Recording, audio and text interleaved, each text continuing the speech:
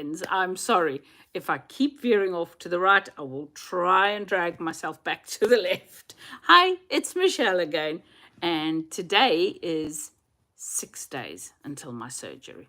So this time next week, I will have had my surgery and be recovering. So there you go. Interesting stuff. What are we going to talk about today? I wanted to chat about, did I consider any other options other than bariatric surgery? And the answer is absolutely. Over the years, I've tried everything and I've thought about all sorts of other options. And let's see on here. I'm going to just go back to my notes and I'm going to have a look at what did I consider. Number one, as you know, I considered bariatric surgery with the NHS. When I say one, it doesn't mean it's the highest priority one. It was just number one in the list, okay? No significance to the numbering order here. The NHS would have taken too long. It would have been at least 5 years at the moment is the estimate for me to have the surgery. And my aim all along with this was to be in my 60s. I actually said originally 60 and over, a healthy 60-year-old. So for me to wait so long, I would be 66, and that is taking a huge amount of time away from my lifespan, really, because of all the comorbidities. Now, I discounted that because of the length of time it would take. Secondly, I looked into health insurance or medical aid. Some countries call it. South Africa, certainly, it's a medical aid. And in the UK, we have the National Health Service, which we pay for through our salary as a contribution each month. It's compared to a medical aid, a fraction of the cost, I believe. If I'd gone with a private health insurance, I would have had to pay into the health insurance for at least a year before I would have been considered for bariatric surgery. And I think it was the majority of them would pay 75% of the cost. Another consideration. So yes, I would have waited more than a year, but A, I'm impatient. B, once I've made up my mind to do something, I'm quite determined to just get things done. And I had been thinking about this for the last 4 or 5 years. Therefore, it just seemed to make sense not to wait another entire year. My health hasn't been brilliant since COVID, and I didn't want it to further deteriorate. And that's some of the reasons behind that. That was second option. The third option would have been still bariatric surgery, but going to somewhere like South Africa, where the medical systems and the doctors and that are absolutely brilliant. They have a very good system in place in South Africa. One of the reasons is because there's no state or national health service. It is all privately funded. People have to pay for all medicines unless you're the poorest of the poor and you go to a public hospital. It was, for me, a really viable option, being having been a South African for half of my life and now British half of my life, and I have family there. It would have been easy for me to stay there. I know the place.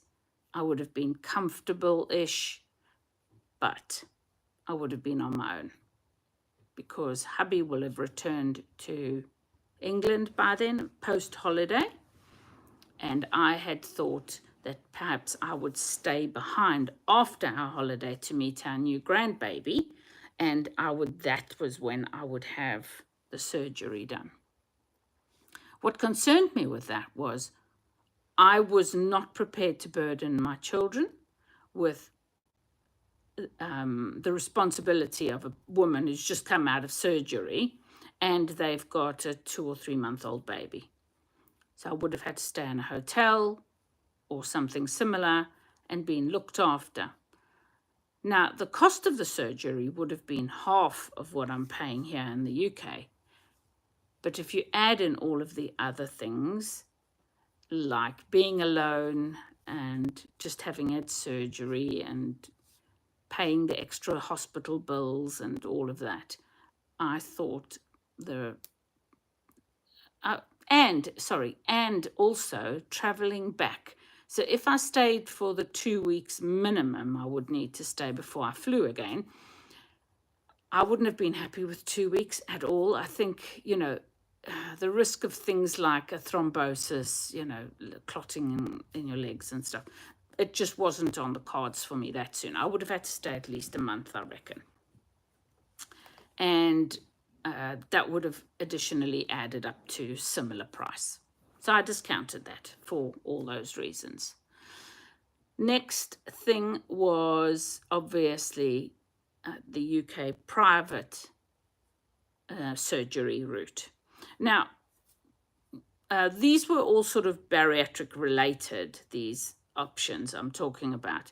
None of this looks into things like the new injections had just been made available here in the UK. Whether or not that would have worked long term for me, I don't know. To inject yourself, I don't know how often it is. Wasn't sure about that. And I don't know, there were, oh gosh, I have a bug flying right in front of my face. I don't know if you saw that. I think it's a mosquito. It wouldn't surprise me actually, because we've had so much wet weather and there's probably pools of water where they're gathering outside. Anyway, did I get it? No, sorry about that. Next thing, you'll see the spider who visits me often from up there just come down like this. Anyway, get back on track. I'd already tried some of the other diet stuff, and I'm going to do a different post about that at some point as well. Back to the UK. I chose to go to the UK. I went to a few companies, medical groups, more like it, well-known ones here in the Northwest, and they also obviously run clinics elsewhere, but they are very prominent here in the Northwest. And I happened to know one of the groups from a previous shoulder surgery I'd had, and so I was happy to go with them. And I met the doctor, and I liked him, and I thought, you know what, they've got space for me in June, and let's just go ahead with that. And Dr. Al-Kafaf, who is going to be my surgeon, he's part of a team of weight loss surgeons at Circle Health Group. And I had an appointment with him within a week. He discussed in depth with me my history, my medical conditions, all of that, and then he went through my options and basically gave me what he thought would be the best surgical procedure, weight loss procedure for me. Because there's the option of having the band, of having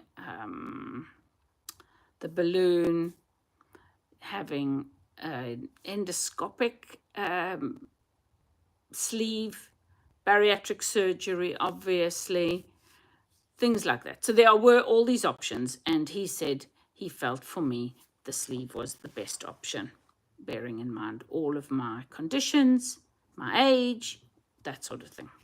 And he felt I would gain the desired outcome in weight reduction through that. So that was what we agreed on.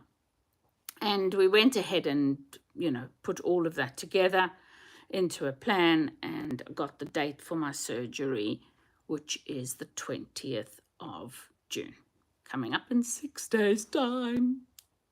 6 days' time. I'm getting ready slowly. That's what I wanted to chat to you about today. But other than that, I just wanted to say I had a really fairly restful day today, which was quite nice because I had a terrible night's sleep last night. I don't know if it's got to do with the diet I'm on, eating such low amount of calories a day. But the last few weeks, I have been absolutely freezing at night. I can't get warm. Last night, landed up getting a fourth blanket on top of me and a pair of bed socks, and then eventually got out of bed and put on a jumper. I never, ever, ever do that. And then I had to cuddle up next to my husband, who was much warmer than me, and it was then eventually that I fell asleep. So I was grateful for a quieter day today, I can tell you that. All I've really done today is bits of admin, research on the internet for different things. I've unpacked a couple of boxes that came out of the loft that had never been opened, I think, in 12 years living here. That is so unusual for us. It's not something we ever do. And life just got busy working on an old house every day for years. Anyway, I then also packed a box or two and moved some things, consolidated some things as well. Yes, I did all of that. So tomorrow, peeps, tomorrow is the big pre-op. So I go to Alexandra Hospital tomorrow and I see the nurses and the staff there. They will tell me all about what I need to bring to the hospital and what else, what time I have to go there, take blood tests, check that I'm healthy, and all of that. So tomorrow I'm going out for the morning and I will be wearing my face mask. No way do I need to get sick before my surgery next week. So that is the update for today. And ask me some questions if you want to, post some comments, whatever you like.